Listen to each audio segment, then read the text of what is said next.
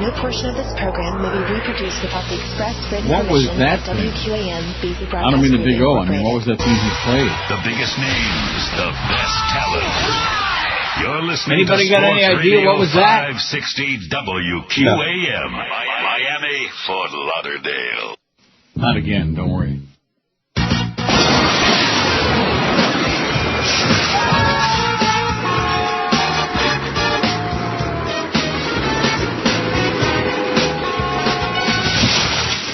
What happened, Donald? That was supposed to be the hippest, most wicked, hottest ever opened to keep the audience dazzled with sports babble and heat stats. That was a little bit of a train wreck. It was a train wreck? Wreck. Sweet, you okay? Okay. No. Got hit by a train. Don't leave me now, Tweed. I need a little bit of dating advice. Advice. I took a girl to dinner last night. I mean, a real one. It didn't work out so good. So good. Why? Well, I did most of the talking. You know how passionate I am about the heat and hoops and heat and hoops. I guess it's my homosexual attraction to men's basketball. And, well, she threw her Appletini in my face and walked out. Tweet! Well, he's a little bit dead. To the log! You know, this reminds me of the time Lew Dennis pulled out a ham bone. He sat there and tears welling up in his eyes like the old Indian. I too shed a tear that sparkled like a rainbow on the cheek of a sad child on a rainy day. Shadows of despair hung in the arena as Lew Dennis nursed the pain of a pulled ham bone. You just can't pull a ham bone and not cry. I love men, all kinds of men. And that's why, ladies and gentlemen, nothing matters more in my life than being a vacuous, self-interested, homosexual sport hole. A yugga. Oh, I like that last part. Anyway, you won't hear him today. He's off today. He must be traveling with them Heat for another embarrassing loss, for another flagellation by somebody. Hey, they won last night. They won a game last night? Correct. All right. Wow. That's 13, right? Unlucky number. That's right. We got the DA on the Jack Show today, and I don't know if he's going to have to do a split duty again. Or I shouldn't say that, split duty. But the Beast is supposed to be on 9 to midnight, so DA may have to stand by. Because the Beast, I don't know if he's ever going to be on the air again. What do you think? What are you hearing? I'm sure he will. But George is with us today, although his Georges are back? No, he's not back yet. He's not back yet? No. Get out of here. He's joicing and rejoicing and rejoicing. He went out minutes ago. But yeah, about DA, if he has to do a double shift, that'll make 2 of us today. Double duty. What do you mean by that? Well, I'm running the 2 to 4 show today. With the DA? Yeah, I found out yesterday that I was running it today. See, there you go again, sounding really sour. That's extra hours for you, for crying out loud. It's an extra $4. What are you complaining about? I know. Well, what are you bitching about? I had a feeling George wasn't there because I know damn well he would have had something to say about that bit. He's running back now. Horrible thing that he looks about 5 pounds lighter. What was that? No, it was 12 pounds. Jesus, God Almighty! That's what I said. Must have had a heavy duty, good Easter Monday. It was heavy duty, all right. Yeah. So was mine, but mine was heavy duty Saturday night. I dodged a bullet there. Let's just say. Mm-hmm. It's a good thing that I went when I did. I didn't dodge a bullet. Anyway, this guy's dead. I already told you about it. Too bad, because you would have known right away who he was. Who? A former professional wrestler was found dead in his home Sunday after suffering an apparent accidental drug overdose. He's dead. I don't know a lot of the modern professional wrestlers. Roy Tatum told the Atlanta Journal-Constitution that his son, Chase Tatum, 34, was found dead around 4 p.m. Sunday in his home in Atlanta's Buckhead neighborhood. Huh? Never heard of him. Never heard of Buckhead? Never heard of Chase Tatum. I've been there. Now, is Buckhead worse than a... Chase Tatum used to wrestle for the now-defunct World Championship Wrestling Organization, which was owned by Atlanta media mogul Ted Turner before it was sold to WWE. More recently, he appeared in the comedy Who's Your Caddy alongside rapper Big Boy of Outkast. Big Boy. Chase Tatum had been recovering, so George saw the previews anyway for that movie that I'm all whipped up about, The Covenant. He saw it at least. Didn't see the movie. Yeah, it didn't look very good. It was very good. It was maybe the best movie of all time. I understand. It was very gay. It was, well, it wasn't gay. The movie wasn't gay, but... Gay. But, and George also saw Vengeance, not Vengeance, what is it? Vacancy. All but like the last 5 minutes. Didn't see the last 5 minutes because he went on. You just spent too much time in the tea room, man. That's your problem. Well, that wasn't the problem there. I mean, I did go for a quick one. Yeah. And then I've refreshed the drink, and apparently I took too long doing that. Wandered around for 5 minutes, came back, and they were rolling the credits. Wait a minute! Missed the end of the movie. That's really great. So what did you think of what you saw? Oh, it was just fine. Obviously the ending is important. But it was just fine. It was good and suspenseful. I was, compelled, interested. Chase Tatum had been recovering from back surgery to repair a degenerative disc, which forced him to retire from wrestling after a 2.5-year career. His father said the former wrestler had been fighting a dependence on painkillers for years, but had been planning to enter rehab. Too late now. Roy Tatum said yesterday his son was in the process of getting his life back together. Too late now. Laura Somm, an investigator with the coroner's office, said yesterday a toxicology report's been ordered by the Fulton County Medical Examiner. Chase Tatum was 19 when he won the Mr. Georgia bodybuilding competition. He began a career as a personal trainer, which he continued until his death. Well, so Chase Tatum is dead. I never heard of him. I don't care about that wrestling crap, you know. Oh, you can't say that. Everybody's into wrestling, Neil. Everybody, yeah, sure they are. Those people ought to be wrestling with their cousins. I was when I was a kid. Yeah, so was I. Back when Gorgeous George was wrestling, I used to have all that campy crap on, you know, when there was almost nothing else on TV. Yeah, it ain't campy anymore. See, back in the early days of TV, there were a lot of things that were very popular because there was nothing else on. Here's the poll from yesterday. What's your favorite simple pleasure? We had 1,007 votes, and then I bumped it off of there.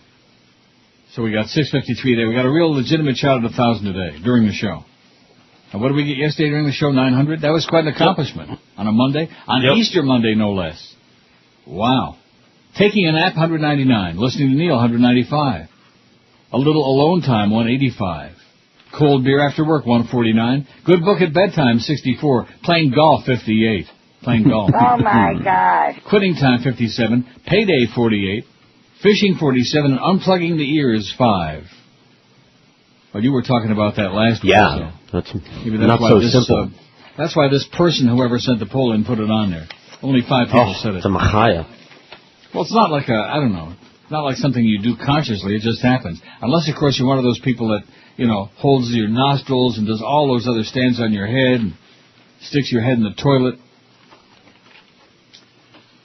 So we had the Big O this morning for Joe Rose, and I'm sure he'll be back again tomorrow to do that 8:30 to 10, because Joe has made up a story about how he's now doing the sentencing phase of the jury duty, that he was gone for like weeks and weeks and weeks before, and now he's found a new scam, I bet you there's no inquisition about it either, because he's a sports nerd. The sports nerds, they can do whatever they want. Like today, DA, he's traveling with the Heat. Is that the deal?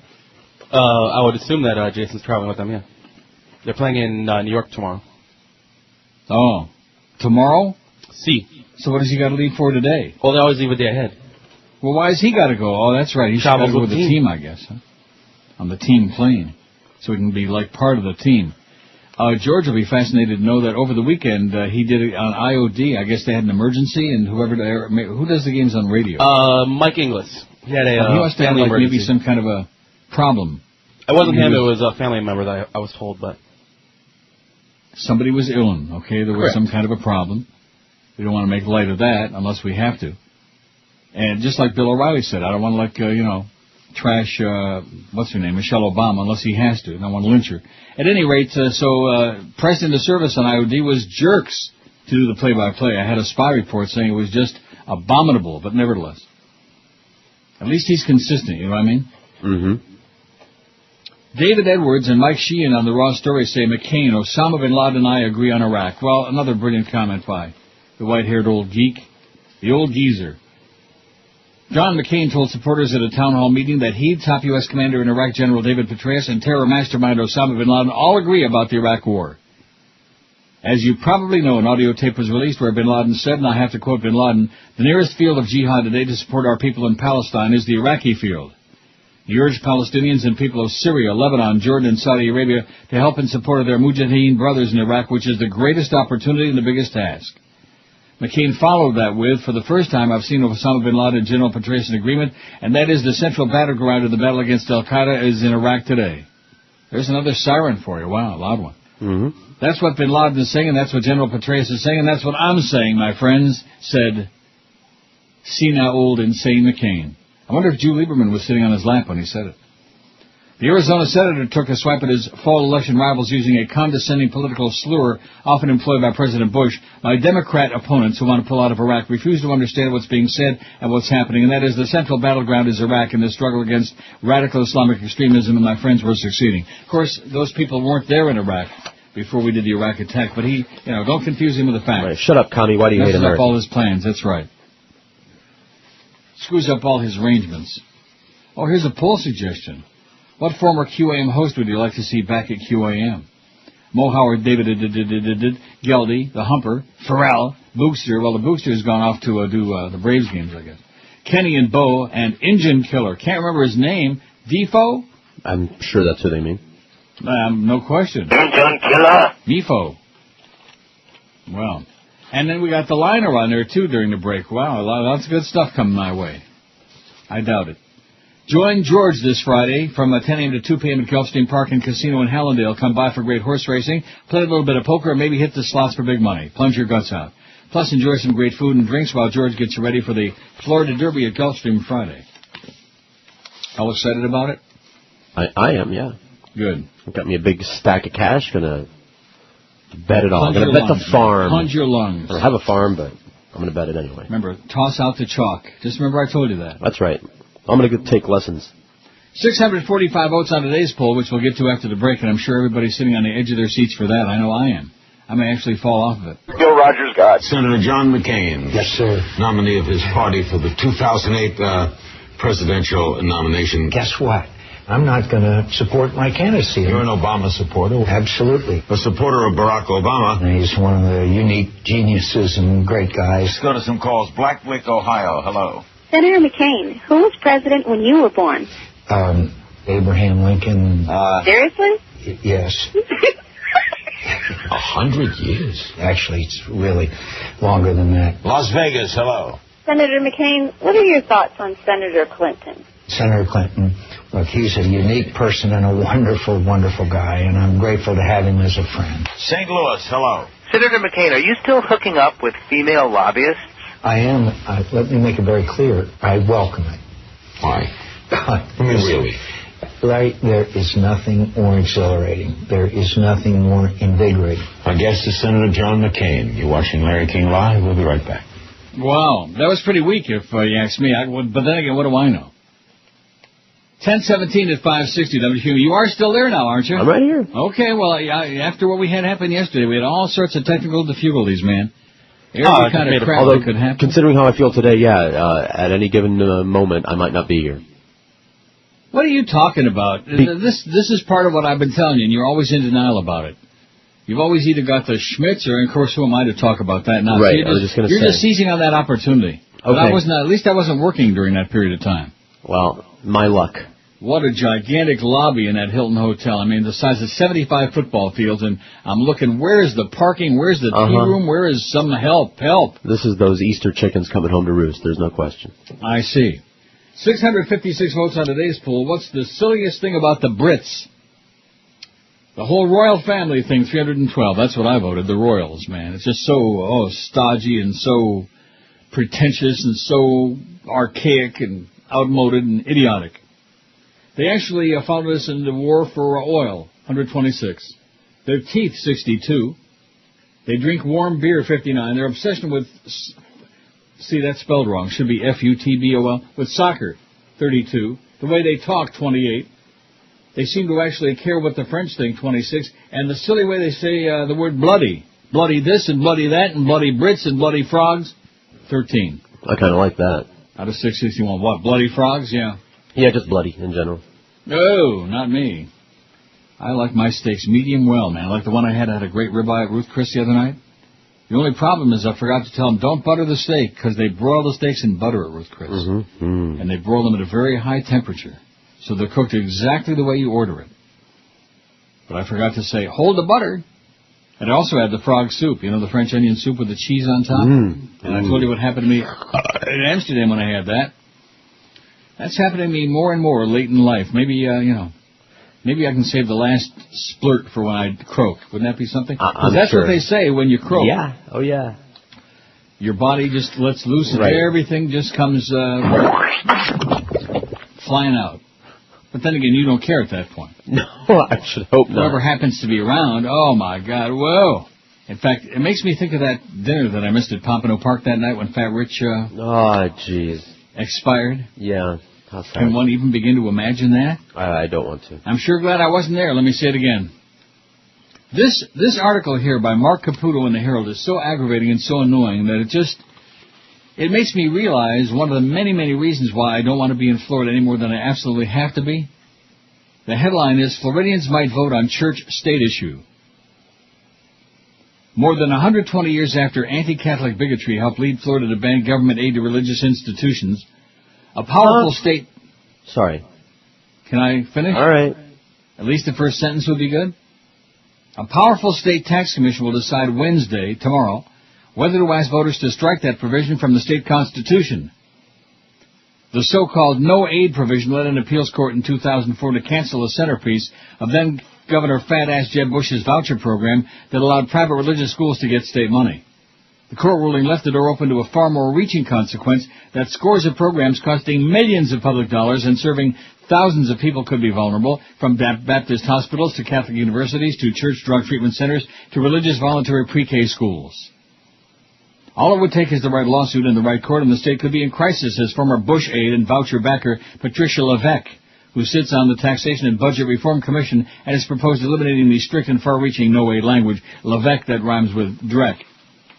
But opponents such as the State Teachers Union and church-state separatists say Levesque and religious supporters such as the Florida Catholic Conference are misreading the law, exaggerating the threats to secular programs run by nominally religious groups, and trying to prop up a newer type of voucher program that hasn't been challenged in court and that the legislature wants to double in size. The Getskis will never stop, man. They'll never stop. Try to grab your money and stick their nose into your wallet, into your life. A pox on all you religious nuts. A pox on you, baby. A chicken pox. Still, both sides agree that Florida's no-aid language is stricter than federal principles of separation of church and state, as well as similar prohibitions in other state constitutions. The Florida no-aid clause says that no government revenue shall ever be taken from the public treasury directly or indirectly in aid of any church, sect, or religious denomination in aid of any sectarian institution. Levesque says that language is clear and dangerous to the state's budget if faith-based providers are booted off the job. Faith-based, my ass. Faith-based providers. What a term. That's a Bushism, man. Right. Faith-based. Just code for, violating that separation of church and state. Just code for letting the Getskis in the back door. And boy, there are a lot of them doing that. We're not trying to stir up people, said Levesque, who now works for Jeb Bush's Foundation for Florida's Future. If these things start getting challenged, what are we going to do about it? The state has faith-based providers filling the gap everywhere. Ron Meyer, the Florida Education Association union lawyer who successfully fought Bush's first voucher plan, said removing the no-aid provision or weakening it comes at the worst of times, a budget crisis when the state's got too many needs and too little money. We can't pay for state government, but now we're going to pay for religion, Meyer said. That's quite an irony. Meyer said the no-aid opponents have predicted doom and gloom with hospitals and social service providers for years, yet the money, about $250 million a year to the hospitals, has flowed into nominally religious groups. Not only does one have a real reason to sue over the no-aid issue, he said they don't have the grounds. There's a difference between helping someone in an emergency room with medical care at Baptist or Catholic hospital and taking public money to preach your version of religion in the classroom, he said. The U.S. Supreme Court has already weighed in on vouchers, ruling that an Ohio voucher system that sent money to some religious schools didn't violate the First Amendment, but it also determined in a Washington case that no-aid provisions don't violate it either. In other words, bada-beep, bada-boop, bada-bop, like that. The no-aid provision first appeared in Florida's Constitution in 1885, years after Maine Senator James Blaine exploited anti-Catholic sentiment when he proposed an amendment to the U.S. Constitution in 1875 to ban public financing of religious groups. At the time, many schools were run by Protestants who wanted to slow the spread of Catholicism from Ireland and Italy. The amendment failed, but so-called Blaine amendments made it into 37 state constitutions. Florida's amendment survived a rewrite of the state constitution in 1968, as well as a constitutional revision commission in 98, and no one mentioned Catholics or any other religion pejoratively at the time. The state Supreme Court ducked the no-aid issue entirely when it ruled on vouchers, even though the lower appeals court struck the program down on no-aid grounds and specifically asked the justices to examine the issue by noting that other instances of public money going to religious institutions could be affected in another time, another case involving its own unique facts. Bada-beep, bada-boop, bada-bop. But the state Supreme Court ruled that the Opportunity Scholarship Program, which gave vouchers to kids at poorly rated schools, ran afoul of a state constitutional provision calling for uniform, free public schools. The ruling will stand whether or not the no-aid provision is struck. Oh, God. Like there's some debate about it. Right. You know, Hey, well, what's the name of that story? I want a copy of it. Are you starting in like that jerk that... That's right. I'm starting in. Floridians might vote on church-state issue. Mark Caputo. Thank you. I'm going to go find it now. In the Herald. NeilRogers.com. What? I'm going to NeilRogers.com. Well, good for you. I bet you it's on there. If Josh Cordes put all the stories on. But then again, you know him. He might have been out getting drunk and late again last night because that's... life is a party. Right? It seems to me that I'm surrounded by a lot of people I know who think that life is just a never-ending party. If you ain't a part of it, that's your fault. What? If you ain't a part of it, that's your fault. Oh. Join the party, baby. No, not that party. Not the party. I've already been in that one. I know, me too. I think That's I'm done. called a party in your pantaloonies. I know, and everybody's invited. Let's see, here's a fax that says, Neil was asking what song Big O was playing when he rapped it. No, that's not what I was asking at all. You were in the car, but it was Soulja Boy. Play a little for him. I think the old man will absolutely hate it. No, I hate to break the news to you, Paul. That's not what I was talking about at all. He played some clip there, some drop-in from somebody. I don't remember what it was. Do you remember, Chris, what it was? No, I don't. You're talking just now while I was in the magic room? It was supposed to be funny. Oh, my see. God. It was just, it was so painful. It was enough to make you just bite your teeth so hard they all crunch like chiclets, you know? It was Soulja Boy. The old man will absolutely hate it. Ho, ho, ho, ho, ho. Okay, thank you so much, Paul. The biggest names. The best. A-hole, Paul. Neil Rogers. Sports Radio 560 QAM. The sports leader.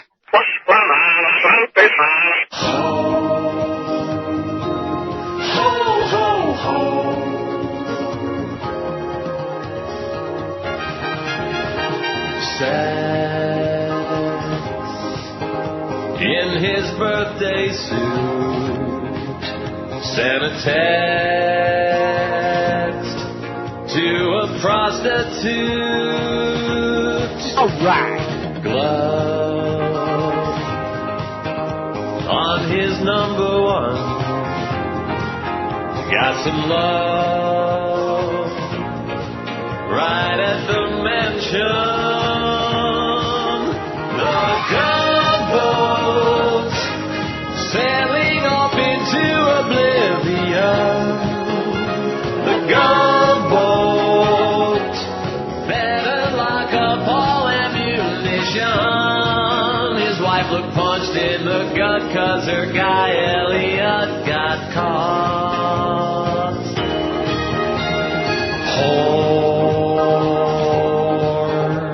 Horrible thing to see.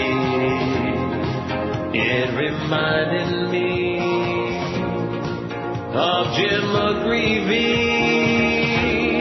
but not quite. 'Cause we're talking about pros, black and white,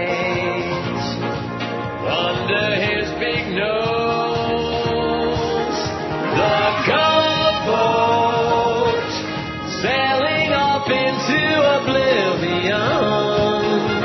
The gunboat better hide all the ammunition and set a course for embarrassment and sexual harassment. Dumb. Not knowing lines were tapped like a bomb.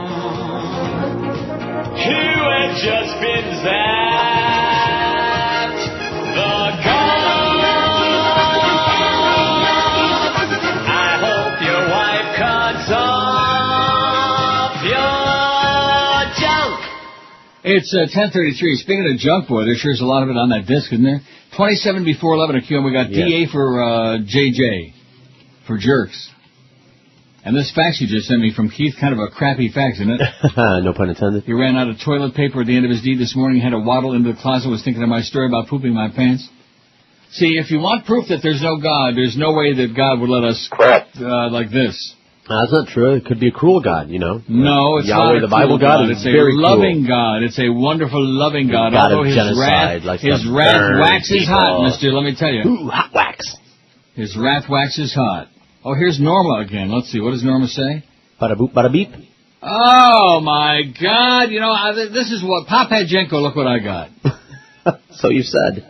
Guess you're coming down for the Yankee Marlins game. It's pretty funny that outside of opening day against the Mets, the biggest Marlins presale game this year is the Yankees exhibition game in March. Oh, get a life. I have no life. Get a life, you silly lady. Here's what I don't understand. Oh, what? Here's what I don't understand. When people Yes. know that you have no interest in something and then they keep No, that's why he does it. Yeah, but That's it's not why funny. he does But he it. knows that it's not funny. No, not to be funny, to be annoying. Yeah, but... Uh-huh. To be annoying. Uh-huh. Like Fat Boy. Do you think that he sends me emails Yeah, and but stuff? Or Fat Boy's to a be crazy funny? person. Oh, I see. And Norma? I see. Sorry. I rest my case. Giving him more credit than that. Thanks, Keith. What would Jesus wipe with? That's a good question. What would Jesus wipe with? A white cloud or a Charmin? Shroud. White shroud? Yeah. White shroud. The Shroud of I like it. Turin. Yeah. The Shroud of TP. The white shroud of Turin. That's good It stuff. wasn't white for long. It's 10 ply. Now, that, I hate to bring this up because it's a crappy subject, but, it's our middle name on this show and on this station, of course. What did they use back in the day? When didn't we do this once before? We Googled I think it? we might have. I don't know. But a long time ago. Papyrus? I don't know. Papyrus? Papyrus. Yeah. I don't know. What did they wipe with back in the day? I What did the think, Romans wipe with?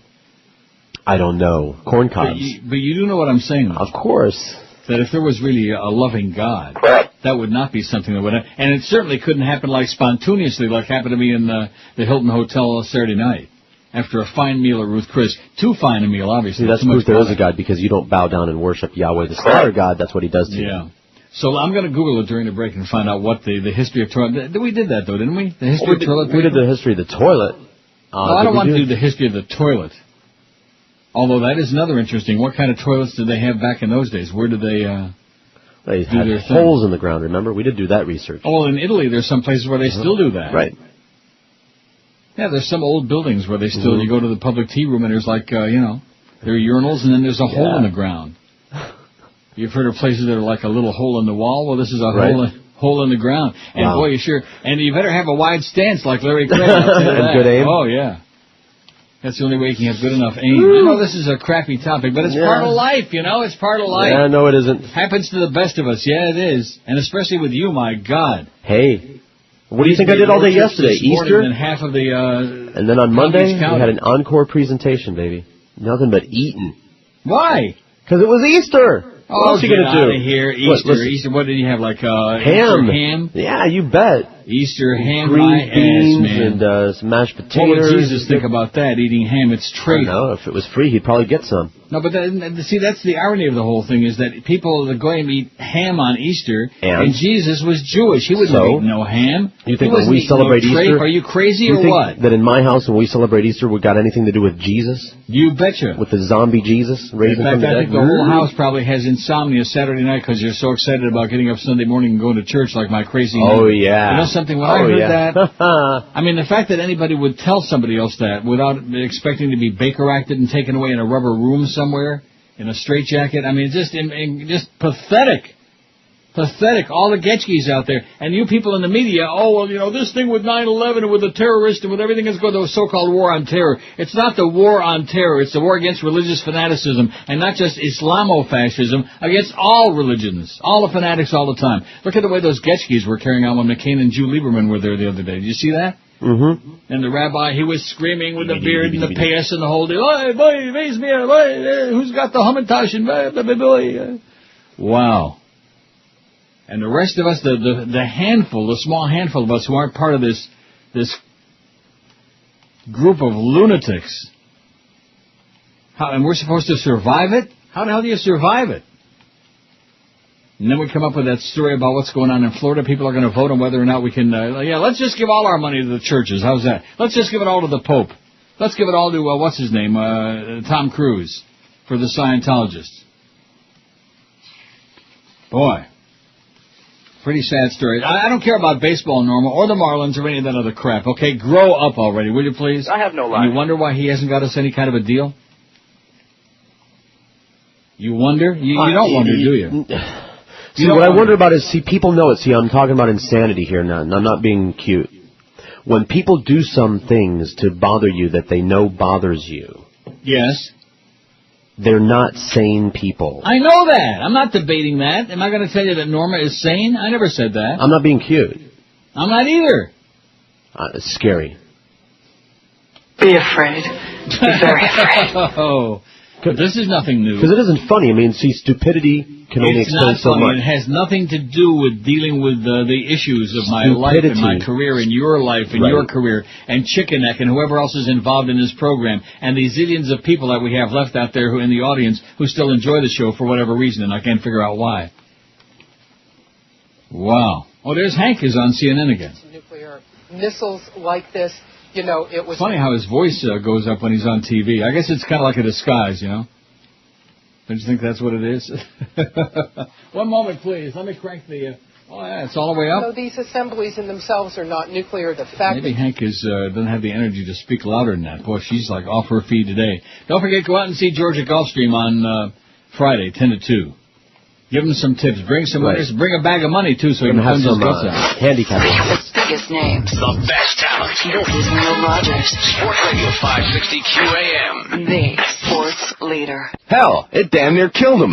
Did you know that Johnny Carson ate Cab Calloway's baby to stay slim? Where did you hear that? I read it in the toilet. Curious people want to know. Did you know there's a place just 6 feet under the earth where you go when you die? Where did you pick that up? I picked it up in the toilet. Here's what you'll find in the toilet this week. Princess Di gave birth to a 65-pound show horse. John Kennedy's come back in a spaceship with a super new diet. Bert is dating John Hinckley to make Warren jealous. I'm sleeping with Joan Collins and I don't even know it. Where did you read that? In the toilet. The National Toilet. Put a quarter in the slot and we'll wipe the world for you. 10:45 at 560 WQMSR. Our close personal friend Brandon on MySpace sends me, from Wikipedia no less, anal cleansing. The history of? Anal cleansing is the important hygienic practice of cleaning the anus after defecation. Well, you sure can't get much more clinical than that, can you? I guess not. The anus and buttocks may be cleansed with toilet paper or similar paper products, especially in many Western countries. Mm-hmm. Elsewhere, water may be used using a jet, as with a bidet, or splashed and washed with a hand. In other cultures and contexts, materials such as rags, sand, leaves, including seaweed, the left hand, corn cobs, or sticks are used. That must be where that expression came from. Stick it up your... yeah, right. Now here we go with paper. The use of toilet paper for post-defecation cleansing is widespread in Western culture. In some parts of the world, especially before toilet paper was available or affordable, the use of newspaper, like the Herald, telephone directory pages, or other paper products were common. Boy, I sure hope that ink didn't smear, you know? Old Farmer's Almanac was sold with a hole punched in the corner so it could be hung on a nail in an outhouse. The widely distributed Sears catalog was also a popular choice until it began to be printed on glossy paper, at which point some people wrote to the company to complain. Boy, you try to wipe your ass with glossy paper. I've heard of dental floss. In Hervé Bazin's book, Viper in the Fist, a Catholic family uses pages of the Catholic newspaper La Croix after tearing off the cross at Calvary. In modern flush toilets, using newspaper as toilet paper is liable to cause blockages. The practice continues today in Africa. While rolls of Western-style toilet paper are readily available, they can be fairly expensive, prompting less well-off members of the community to utilize newspapers, etc., and especially maize cobs, corn cobs. Maybe that's where that expression came from, that corn sure is spatial. Ain't it? Oops, water. Indeed. Using water to clean oneself along with toilet paper, or sometimes in lieu of toilet paper, is common in Europe, most of South America, the Muslim world, and Indian subcontinent, where people use their left hand to clean themselves and their right hand for eating or greeting. In parts... What if somebody's left-handed? In parts of Africa, though, the converse is true, and a right-handed handshake could be considered rude. Oh, no. I'm going to stay home. In France, toilet sanitation was supplemented by the invention of the bidet in the 1710s. With the improvements to plumbing in the mid to late 19th century, the bidet moved from the bedroom, where it was kept with a chamber pot, to the bathroom. Modern bidets use a stream of warm water to cleanse the genitals and anus. Before modern plumbing, bidets had a hand crank to achieve this. That's very presumptuous. Effect. I got to say, only if you have a hot and cold bidet, because there are cold water only bidets. The bidet is commonplace in many European countries, especially in Spain, France, and Italy. Also in Japan, where about half of all households have some form of bidet, often combined with a WC in a single appliance. It's also very popular in the Middle East. The use of water in Muslim countries is due in part to Muslim Sharia, which encourages washing after defecation. It's not uncommon to find South Asian and Middle Eastern people express their disgust for the use of only dry toilet paper, as they doubt the effectiveness of just wiping with toilet paper and feel it's impossible to completely clean one's anus and that washing is absolutely necessary. Absolutely. Toilet paper is more common today in these households, where they often use both toilet paper and water to cleanse themselves. In many countries, a hose with a water sprayer called a Muslim shower or health faucet is used, or a pail of water is found instead of a water sprayer. In Japan, a nozzle placed at the rear of the closet aims a water jet to the bottom and serves the purpose of cleaning. However, this arrangement is common only in Western toilets, not in the traditional toilets. Another popular alternative resembles a miniature shower. It is also termed a health faucet. It's placed on a holder near the toilet, thus enabling the person using it to have it within arm's length for easy accessibility. In the Philippines and other Southeast Asian countries such as Thailand, house bathrooms usually have a medium-sized wide plastic dipper or a large cup, which is also used in bathing. However, most general households utilize toilet paper, health faucets, or bidets, in some rich mansions as well. Some health faucets are metal sets attached to the bowl of the water closet, with the opening strategically pointed at the target anus. Rectum. Toilets in public establishments may provide toilet paper for free or dispensed, though the dipper, or even a cut-up PET bottle or plastic jug or disposed ice cream can be used for this purpose, occasionally encountered in some establishments. A PET bottle or plastic jug?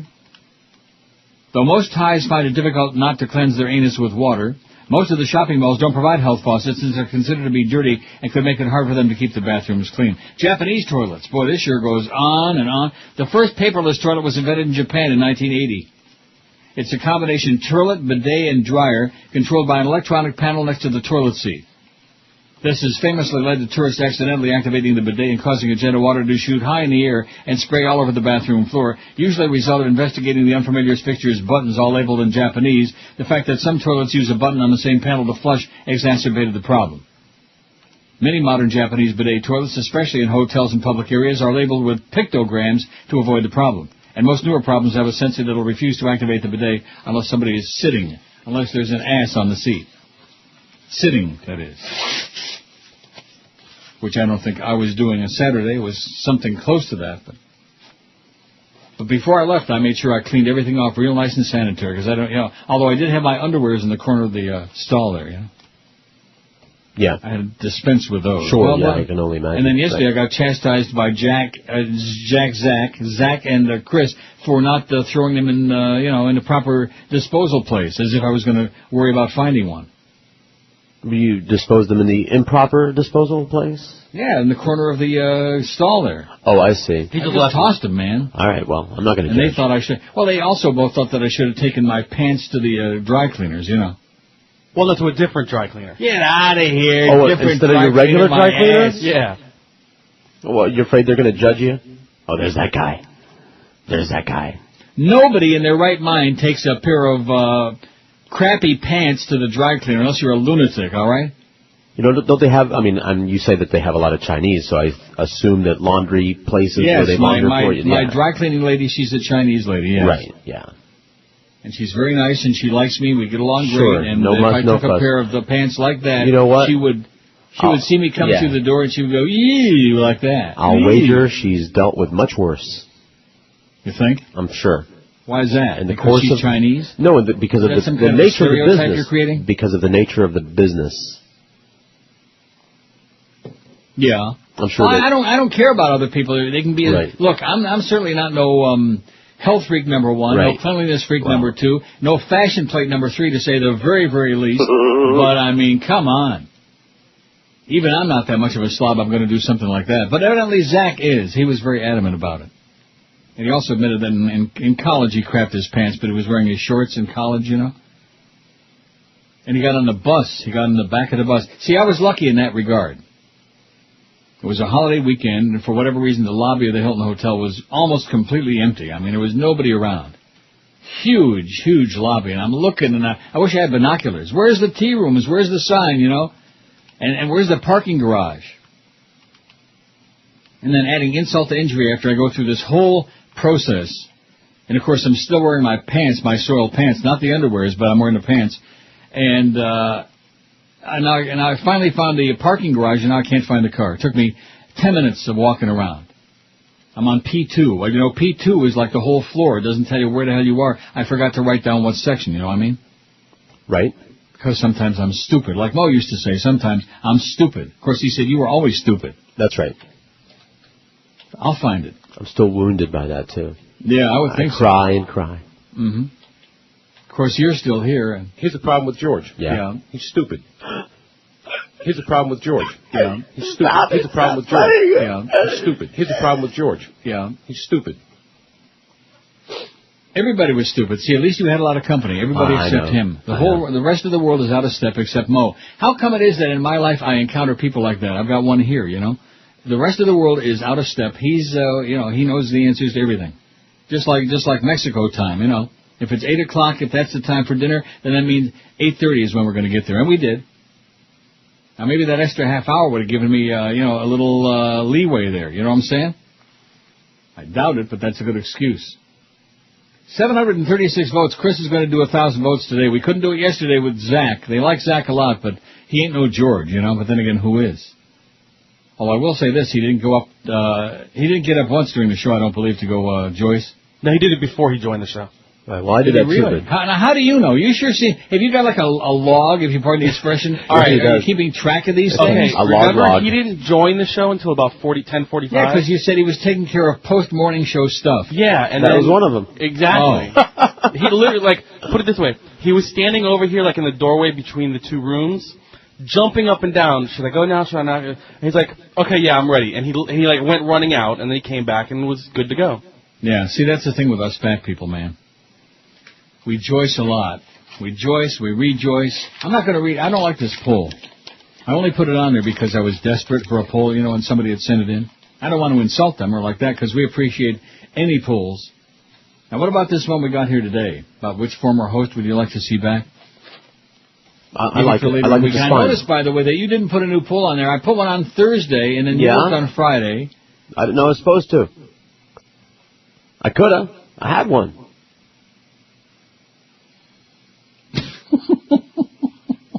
I think you and Curtis, man, are cut out of the same cloth. I'll save it for next Friday. Oh, well, I'm very lazy. You don't have to put it on next Friday because I'll be here Friday morning for a couple of hours. Right. Unless, of course, you want to do the whole 4 hours. I'd rather not know, especially from down there. I don't have Why my is that? choice. Because, you know, I'll have to do everything from remote control.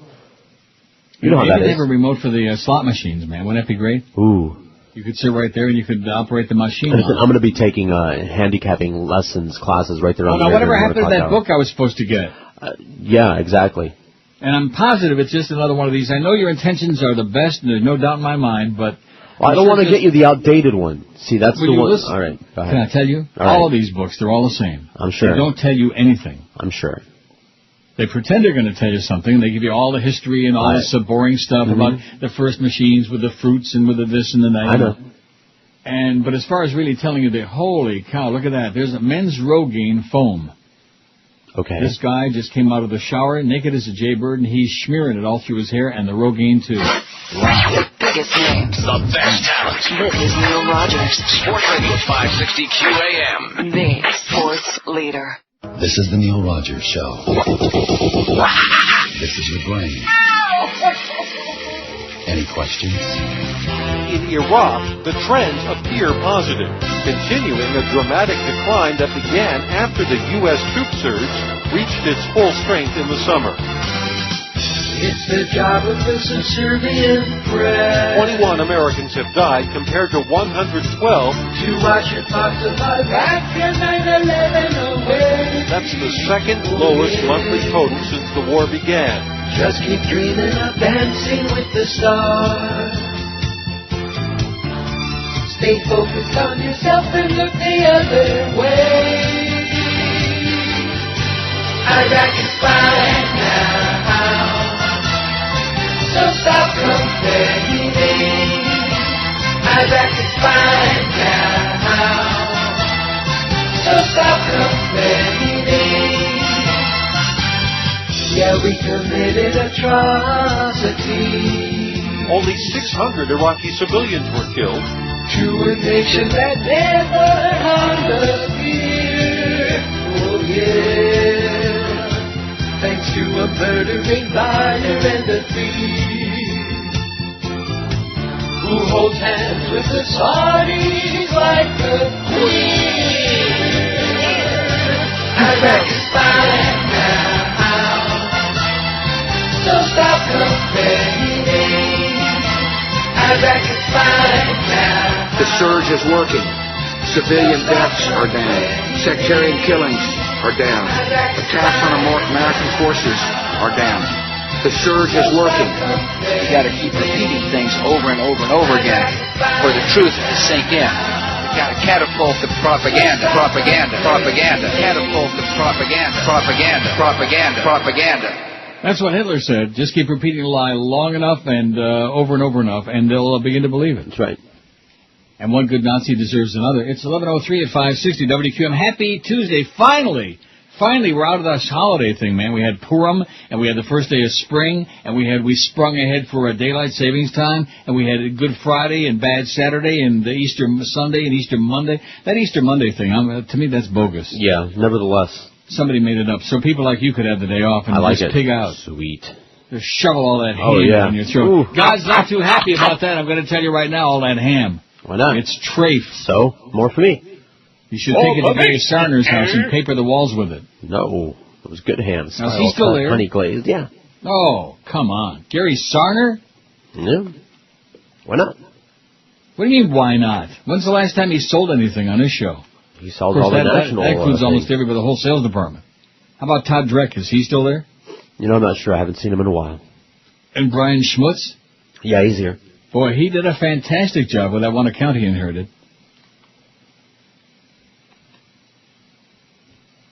Yeah. P.D. Lenny? Oh, yeah, he's still there. Yeah, sure. Oh, how sad. 747 on the poll about the Brits. They give me the Schmitz, but I'm not... You know, a lot of things give me the Schmitz, like buttered steak. In President Bush's view, former Iraqi dictator Saddam Hussein was many things: a developer of weapons of mass destruction, an ally of Al-Qaeda, and the guy that tried to kill my dad. Remember that? Tried to kill my daddy. My paw.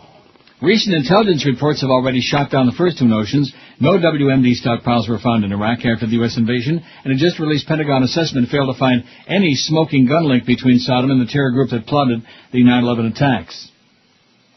Now, skepticism is newly enveloping allegations of an Iraqi plot to assassinate former President George Herbert Walker Bush during a trip to Kuwait in 1993. Newsweek's Michael Isikoff reports that the same Pentagon report that's essentially disproved an Iraq al-Qaeda link also calls into question the 93 plot that spurred former President Bill Clinton to launch the Tomahawk cruise missile strike against Saddam's Iraqi intelligence service, the IIS.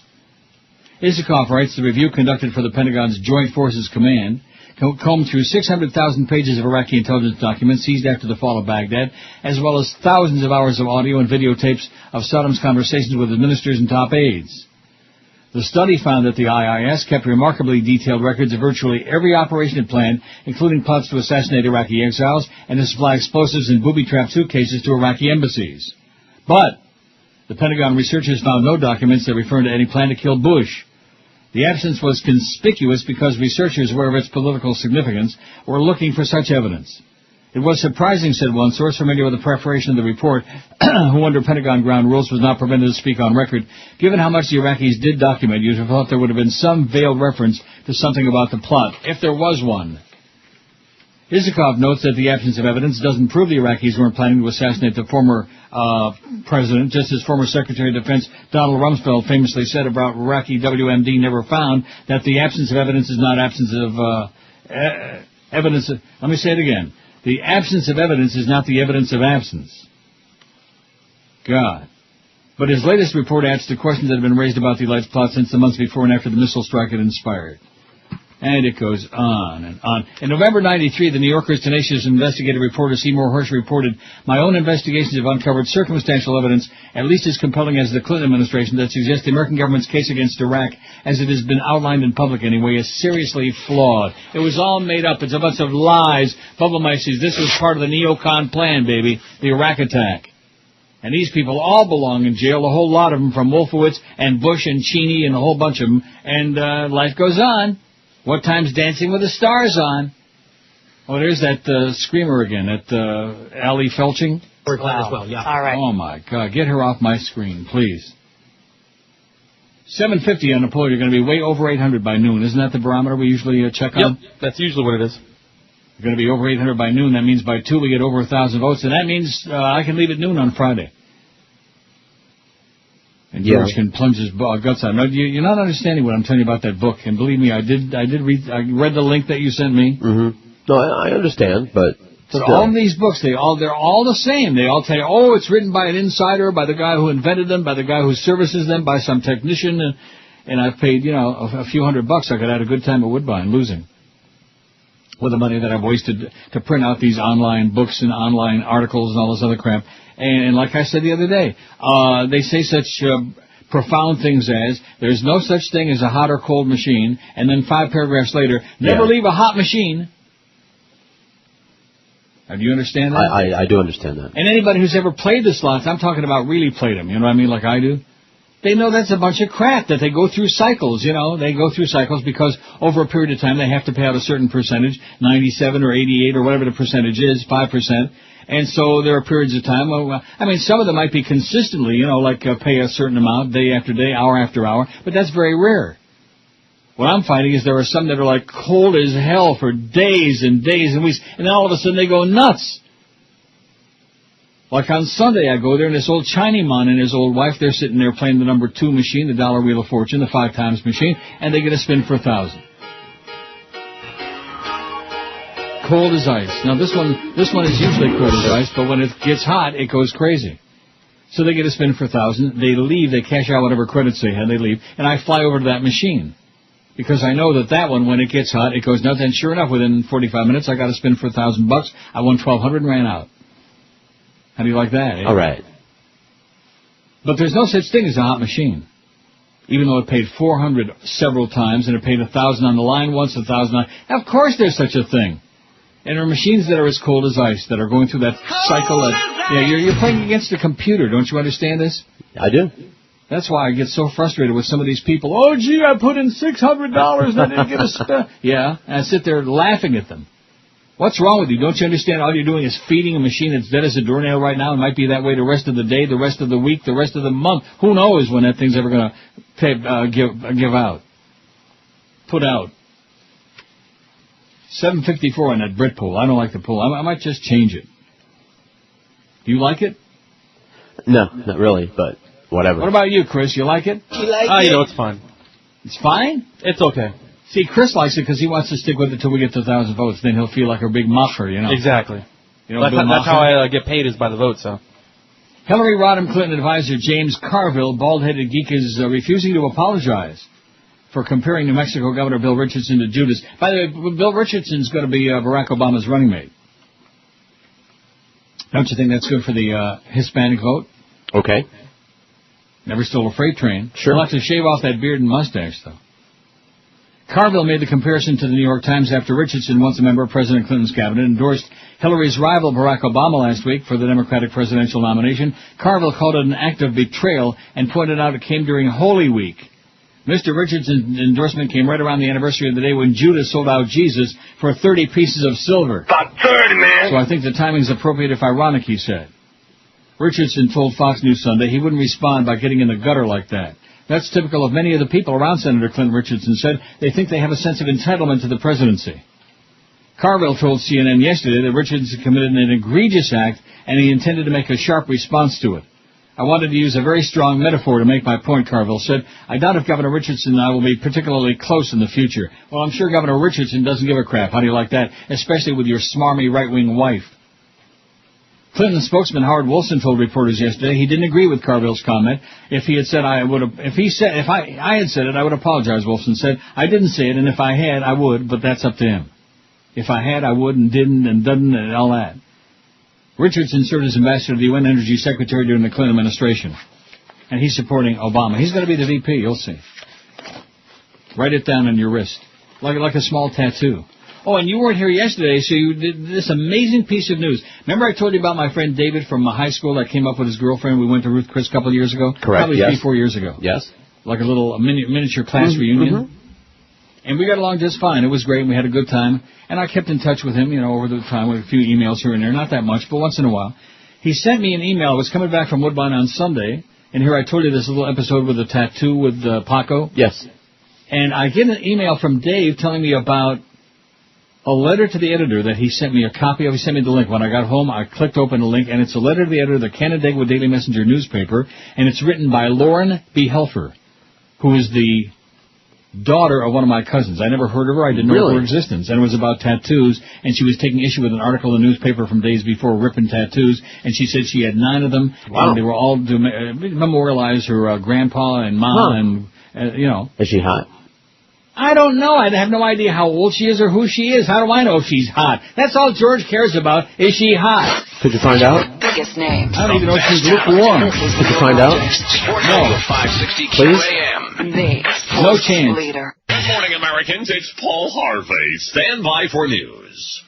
Kevin is a trucker, and as he stops for a red light, Heather, a blonde, catches up, jumps out of her car, runs up to his truck, and knocks on the door. Kevin lowers his window, and the woman says, "Hello, my name is Heather, and you are losing some of your load." I'll say it again. "Hello, my name is Heather, and you are losing some of your load." Kevin ignores her and proceeds down the street. When the truck stops for another red light, Heather catches up again, jumps out of her car, runs up, and knocks on the door again. Kevin lowers his window. As if they have never spoken, the woman says, "Hello, my name is Heather, and you are losing some of your load." Shaking his head, Kevin ignores her again and continues down the street. Well, at the third red light, the same thing happens. When the light turns green, Kevin revs up his truck and races to the next light. When he stops this time, he quickly gets out of his truck and runs back to Heather's car. He knocks on her window, and she lowers it. And he says, "Hello, my name is Kevin.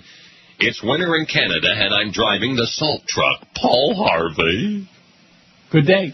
Good day. How do you like that? That's cute. It is winter. We're going to get 2 to 5 centimeters, 5 to 10 centimeters of snow today and tonight.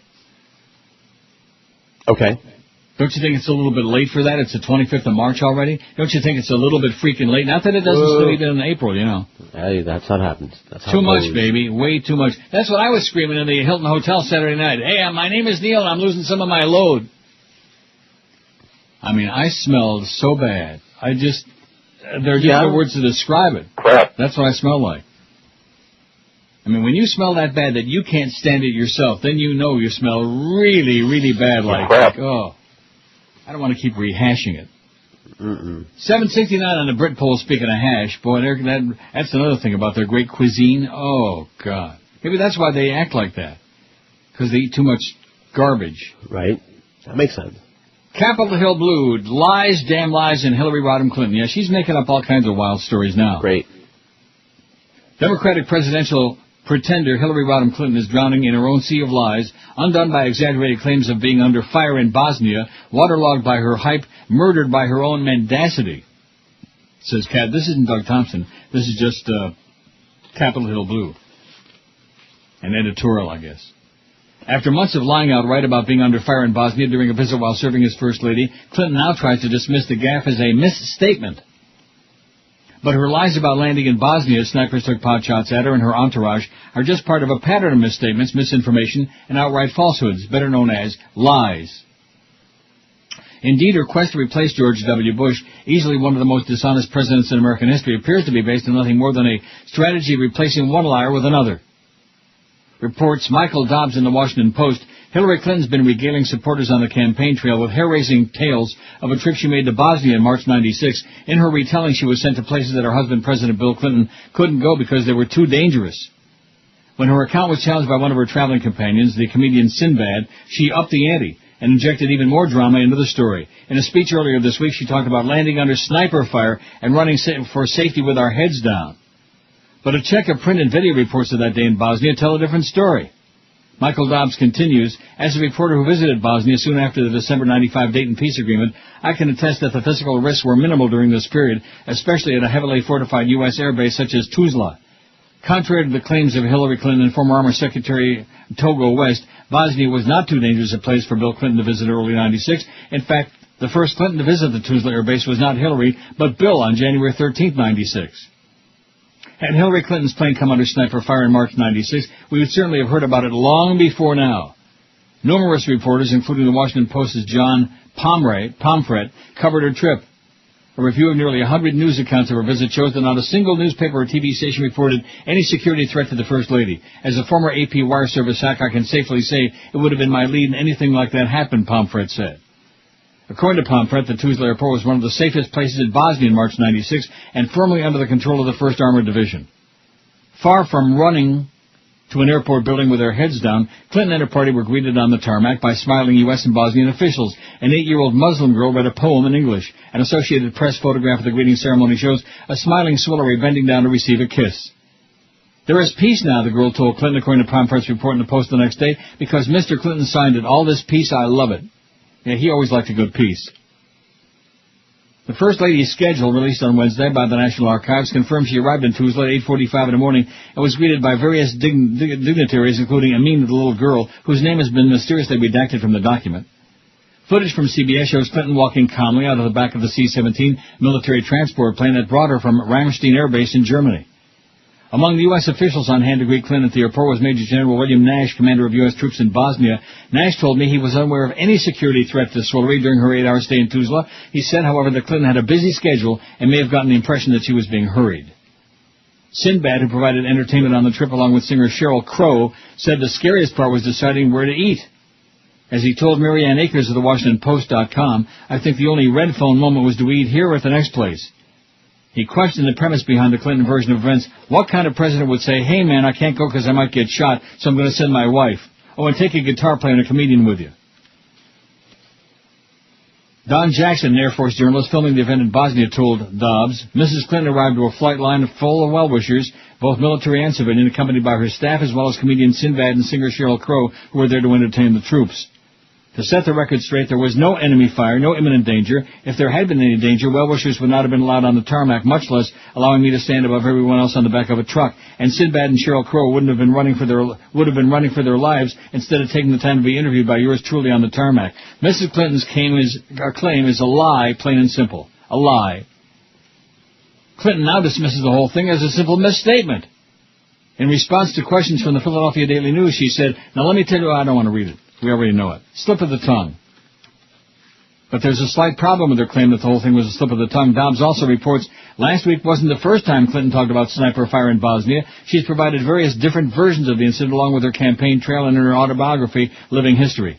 In a New York Times account of a campaign rally in Waco, Texas, February 29, she said that the welcoming ceremony had to be moved inside the Tuzla Airport building because of sniper fire. She made a similar statement in Dubuque, Iowa back in December, and it goes on. She's a freaking liar, desperate, grasping for straws. She's got to show the world what a gutsy leader she is. She's got the big balls, baby. She's got the big pair. Swillery. Desperate. You know what I mean? Yeah. Oh, and by the way.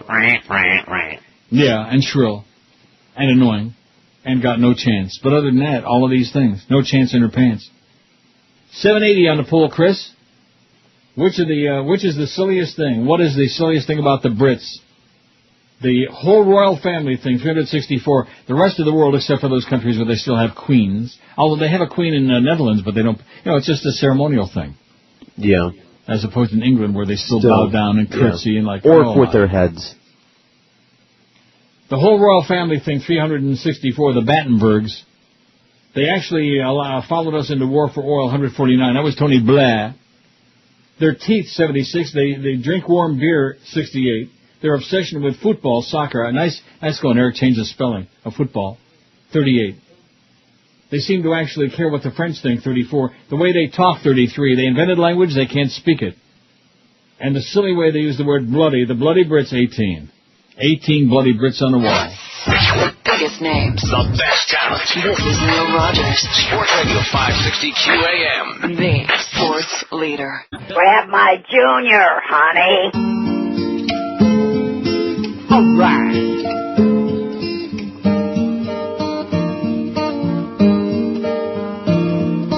Once there was this kid who could stick his hand under his arm and make disgusting sounds, and then he'd stick his tongue out.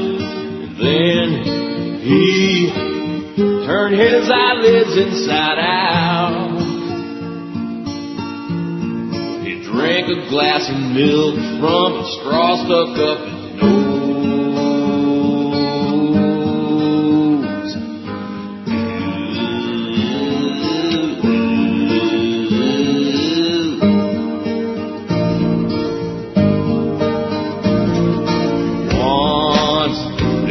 This kid who likes squashing caterpillars with a hammer on the ground, and when he got some fireworks, there'd be frogs blowing up on the front lawn. If it was living, he would maim it. His hamster didn't have hair.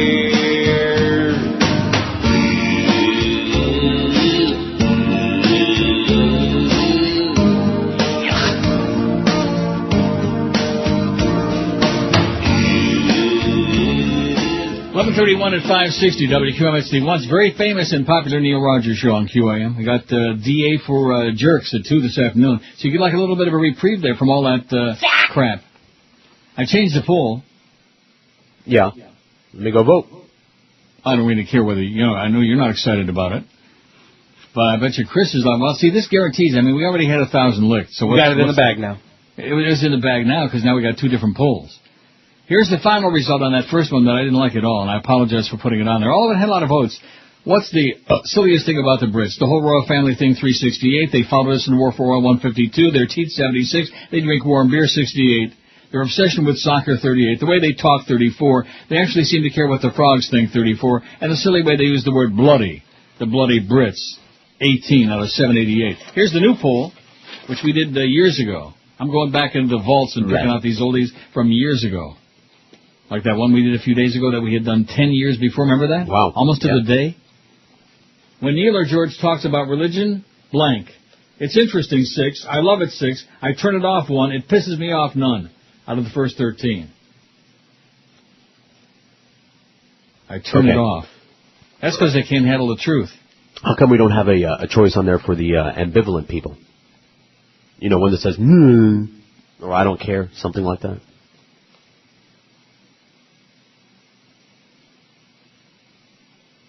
Is it because you don't care? Maybe we lost him again. Yeah, we lost the line again. Zach was just telling me that story. What?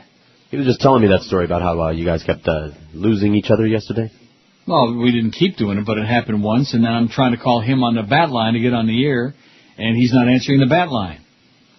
And then Clarence calls me on my regular home phone line. I have to run in the other room. We lost the line. I said, tell Fatso in here to pick up the bat line. I'm trying to call him. Fatso, pick up the line. Yeah, well, I picked it up right as you hung up, so.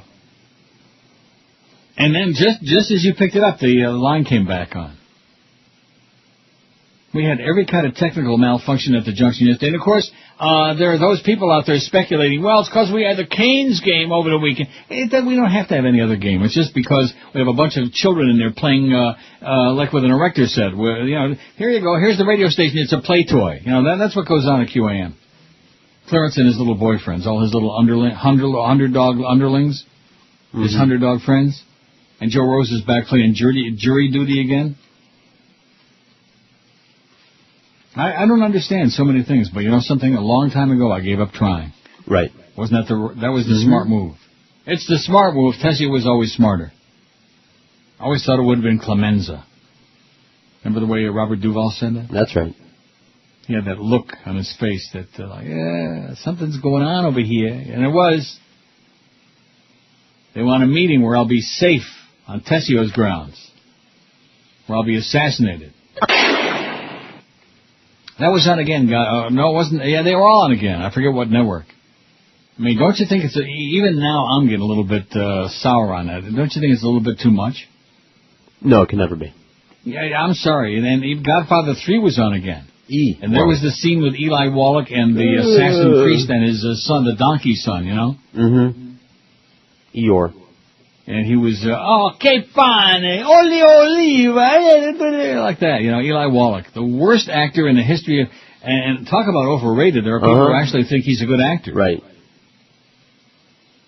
Boy, the only good acting scene was when he did the cannoli. And even he was doing the donkey thing then. Instead of just croaking, like that. But the scene in the Atlantic City Casino, when the hit is going to come, when Joey Zaza gets pissed off, you won't give, I will take. And he goes, maybe we can reason together, Michael. And there goes Eli Wallach. What was his name? Don Schwartz. Tomasino. No, he wasn't Don Tomasino. Oh, he was Don Hamasino. I don't know. Oh, yeah. And he goes waddling out with his cane. I thought we could reason together. It was brutal. It was a very... Horrible. And that was right at the beginning of the movie. And no, it wasn't. Yeah, sure.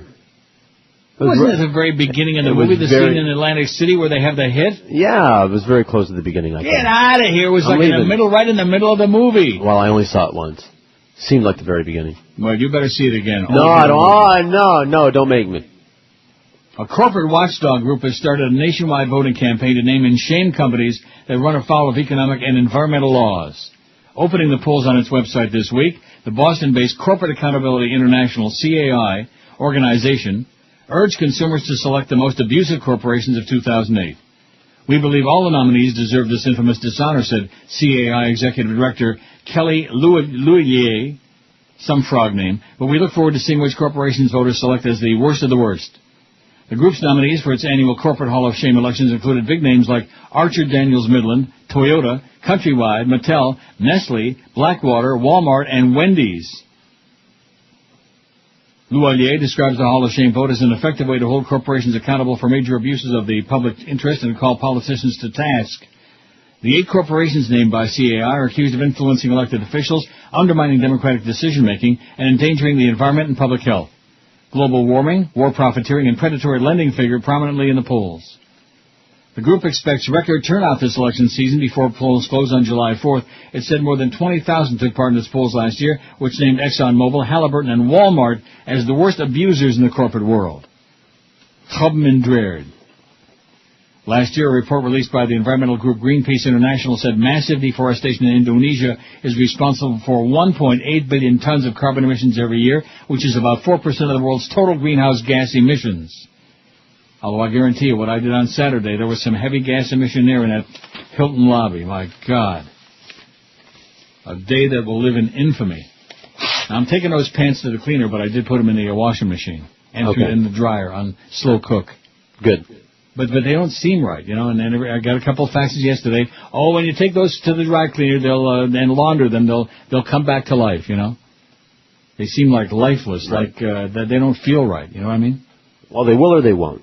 They feel kind of either crappy. way. I think you'll live. My pants will live on somehow. That'll teach me to get like expensive pants. If you get wearing like the corduroys that I'm wearing now. Really? You wear I'm not corduroys wearing right now. If you're wearing those, you just throw them in the washer and you put them in the dryer. They're like brand new. There's no problem. You don't have to like dry clean them. You know this is the problem with people that want everybody to dress real spiffy. You know. Do they make that? You have to dry clean everything. It's a scam. It's a Chinese scam. Do your corduroys make that sound when you walk? That vip. Yes, they do. Yeah. Get a lot of friction going there. It sounds like you're farting, as a matter of fact. Get a lot of heat. Get a lot of friction. Which is good. Keep some of the pain in the ass bystanders away. Right. Gonna start a fire. Yeah, smoke and on the water. Right. Wreck 'em. 46 votes on the new poll. I feel so much better about this one. The other one was embarrassing. It was almost like Tootsie Footsie. And by the way, Footsie's website is history now. You have to go to the IOD website and link to his. His footystreet.com belongs to somebody else now. So evidently, I don't know what the deal was with that, but boy, you talk about bogus, my God. What kind of swirl are they putting on the air over there? Of course, you could ask the same, how are those new sports stations doing, by the way? I'm not hearing nothing about them, or about the guys across the street, or about us either, for that matter. When Neil or George talk about religion, I love it, 21. It's interesting, 18. I turn it off, 6. It pisses me off, 2, out of the first 47 votes. I turn it off. The Lord's gonna get you. You're gonna burn in hell. Biggest names. The best talent. This is Neil Rogers. Sports Radio 560 QAM. The sports leader. Lord even loves Neil Rogers. Thanks for coming with me to the Robo Prostate Exam, Gildy. Don't mention it, Mo. Yeah, it's a little scary, you know. You're kind of like being in a gay, intensive sports radio station. Yeah. There's something I've been meaning to give you. Here. Ooh, a solid gold curd. Yeah. Gold is worth a fortune these days. That's very generous. Thanks, Mo. And it's not just any solid gold curd. It's got a rich, creamy chocolate inside. Do you feel it here? I am your prostate examination robot. Prepare to be probed. Okay. Hey, Doc, I think what you need is a diagnostic adjustment. The diagnostic adjustment complete. Assume anal stance. Yeah, okay. Initiating anal probe. What, no dinner? Gildy, I know you're behind this. No man should be treated this way.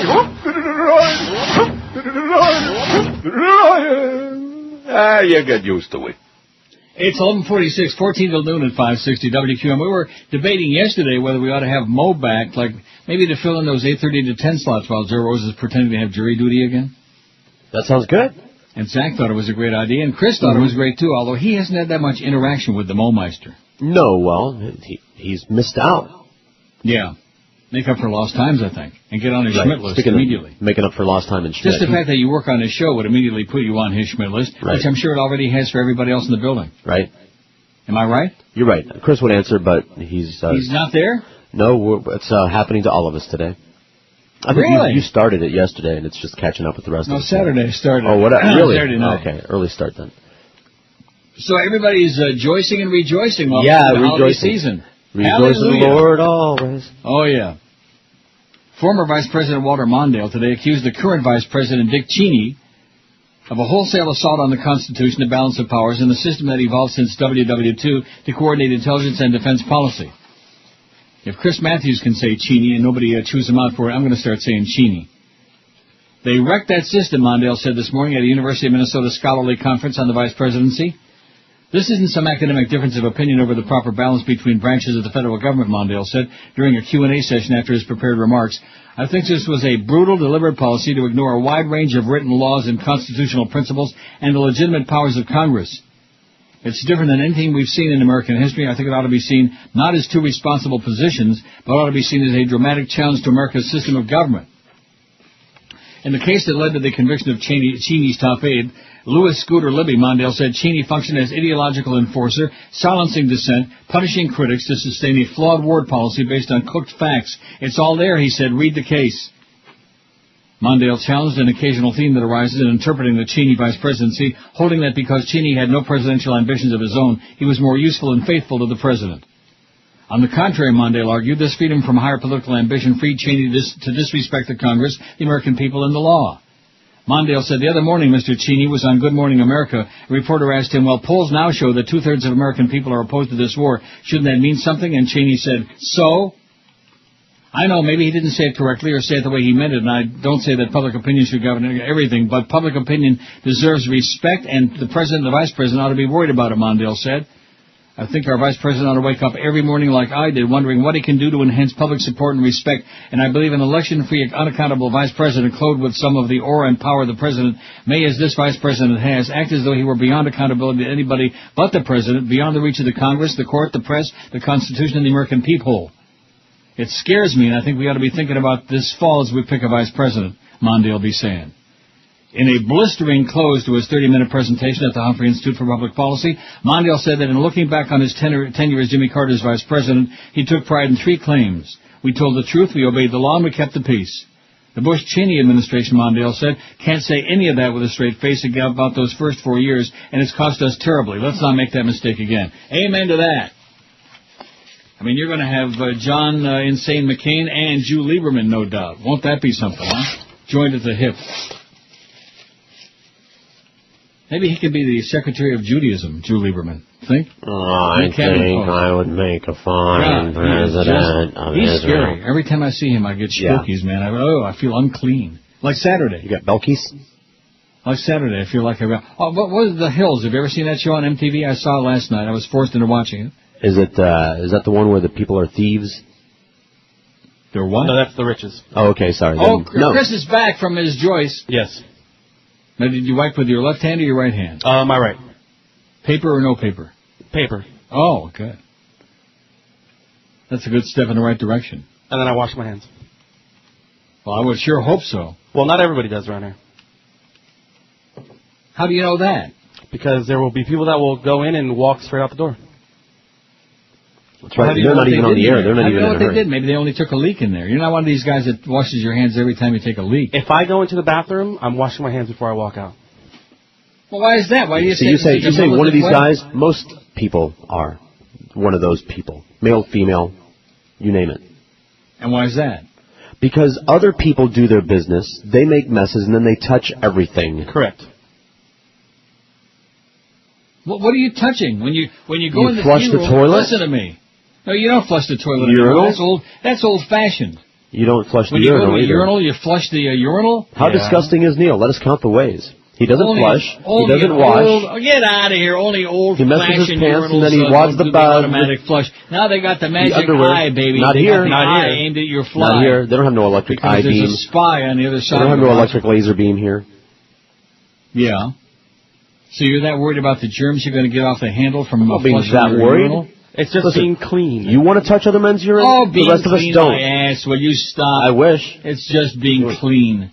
You want to touch other What a men's bunch urine? of panty waste. And you We talk don't. about me being, Gay. oh my God. Yeah, panty well, waste. that's why you like touching other men's urine and we don't. Must be a gay thing. We killed him. No, I don't think so. He's just trying to come to terms with the urine that's all over his head. Yeah, oh yeah. You got the wrong talk show guy, okay? Go over and see your buddy Mr. Ego in the urine league. Yeah, my buddy. Yeah, your good buddy, Mr. Ego. Yeah. Now, were you there when he was working with us in the afternoons? Oh, Vert IOD? Yeah. Yeah, as a matter of fact, I was trained on his show. Oh, my by your goodness. favorite. Oh, my God. Your Wow. first producer, Nick Lawrence. Mm. I know. Were you taking Talk a drink? about a good aroma. Yeah, That could didn't mean to put you choke into you a up deep there. coma. Uh-huh. Wow, I almost lost it when you said that. Now, was that when he was still smacking his lips with the peppercorn sauce and the Parmesan cheese? Rock and roll. Yeah. All his free meals at Burt and Jack's. Boy, I don't know what he's doing now. Him and his 85 adopted kids, I have no idea what they're doing. I don't What care. a scam. What a phony human being. Yes. I mean, it's one thing to put on an act for the show, but most people stop when they get Put on an there. act. Like, for life. For Act everyone. for the show, Uh-huh, yeah. Right. His Whole whole life is an has act. been an act. That's true. And what about those Dristan bottles? Yeah, what about that? Of the 28,000 commercial airline flights that take to the skies on an average day in the U.S., fewer than 1% are protected by onboard armed federal air marshals. A nationwide CNN investigation has found the headline, Air Marshals Missing from Almost All Flights. Oh, my God. That means that a terrorist or other criminal bent on taking over an aircraft will be confronted by a trained air marshal on as few as 280 daily flights, according to more than a dozen federal air marshals and pilots interviewed by CNN. The investigation found those low numbers even as the TSA in recent months has conducted tests in which it's been able to smuggle guns and bomb-making materials past airport security screeners. The Air Marshal program began in 1970 after a rash of airline hijackings and was expanded significantly after the terrorist attacks of 9/11. Specially trained to safeguard passengers and crew aboard crowded aircraft, Air Marshals were seen as a critical component in the overall effort to secure America's commercial aviation system. One pilot who crisscrosses the country and flies internationally told CNN he hasn't seen an Air Marshal on board one of his flights in 6 months. A federal law enforcement officer who is not affiliated with the Air Marshal Service and who travels in and out of Washington every week said he has gone for months without seeing a marshal on board. Neither individual wanted to be identified because neither was authorized by his employer to speak out, and they both valued their lives. Yet another pilot who wanted to protect his identity because he carries a weapon in the cockpit said he regularly flies in and out of New York's airports and almost never encounters an air marshal. I would have to guess it's fewer than 1% of all my flights, the pilot said. I'm guessing by the coverage when I go out of these cities, fewer than 1%. Air marshals who spoke with CNN anonymously in order to protect their jobs are especially troubled by the lack of coverage on flights in and out of Washington and New York, the two cities targeted by the 9/11 hijackers. Marshals, pilots, other law enforcement officials told CNN these flights are protected by far fewer air marshals than in the past. The TSA refuses to release either the total number of marshals regularly assigned to flights or percentage of daily flights that are covered, but call the numbers given to CNN a myth. As in, like, here she comes, Myth America. Greg Alter, assistant special agent in charge of the Federal Air Marshal Program, denied CNN an on-camera interview with Dana Brown, director of the Federal Air Marshal Service. Since the Federal Air Marshal Service post-9/11 expansion, the volume of RISTA-based deployments has consistently remained at, near or exceeded target levels, Alter wrote in an email to CNN. He added today many thousands of dedicated and highly trained Federal Air Marshal Service workers that work diligently around the globe to make air travel safer than it's ever been. But Alter didn't specify what those target levels are, and those inside the Marshal Service say they are nowhere near thousands of air marshals working the skies.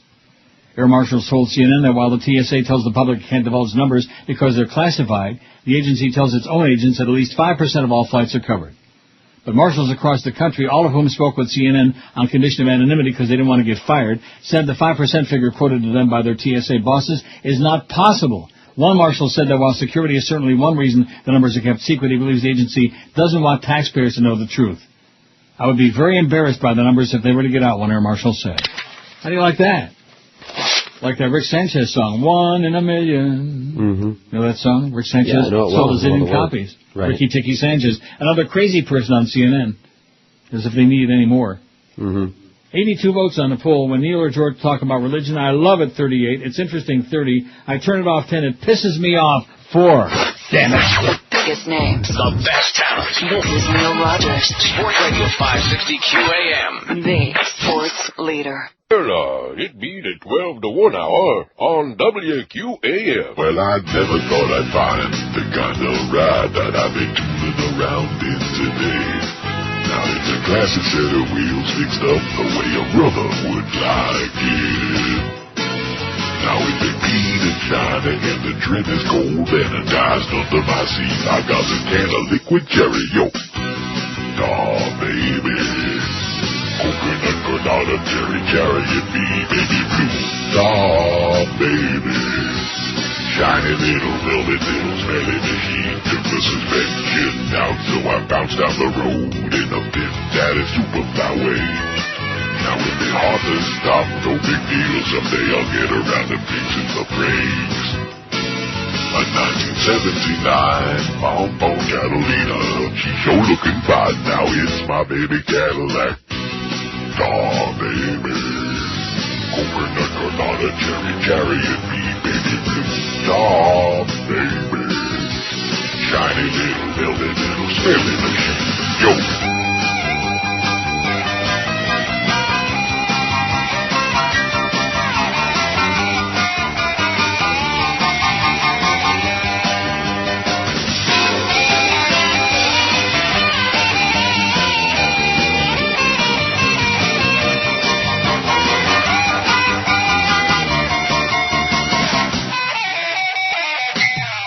I got my windows down on a hot summer day, 'cause the AC don't work no way.